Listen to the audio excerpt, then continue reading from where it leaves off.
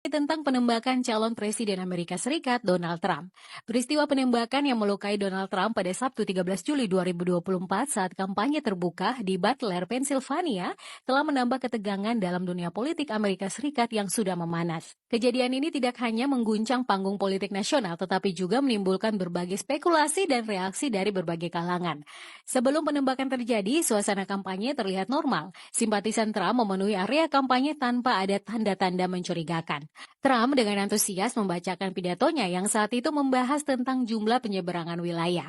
Namun suasana berubah drastis ketika terdengar suara tembakan saat melukai pelipis kanan Trump. Refleksnya, Trump langsung menutupi pelipis kanannya yang berdarah. Kejadian ini memicu kepanikan di antara para hadirin. Ajudan Trump segera naik ke podium meminta Trump untuk menunduk dan turun dari panggung. Namun suara tembakan kedua kembali terdengar memaksa salah satu ajudan mencari sumber suara di kerumunan.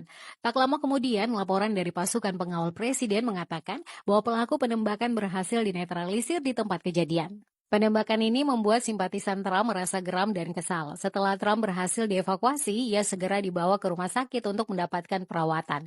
Pihak berwenang segera memantau lokasi dengan ketat. Helikopter dan petugas penegak hukum dikerahkan untuk mengamankan area tersebut guna melakukan olah kejadian perkara. Tim kampanye Trump menyatakan bahwa meskipun mengalami luka serius, Presiden Amerika ke-45 tersebut dalam kondisi baik. Presiden Amerika Serikat Joe Biden dalam konferensi pers menyatakan bahwa terlalu dini untuk memastikan apakah penembakan tersebut adalah upaya pembunuhan terhadap Trump. Biden mengakui bahwa ia memiliki opini pribadi namun memilih untuk menunggu fakta yang lebih lengkap sebelum berkomentar lebih lanjut.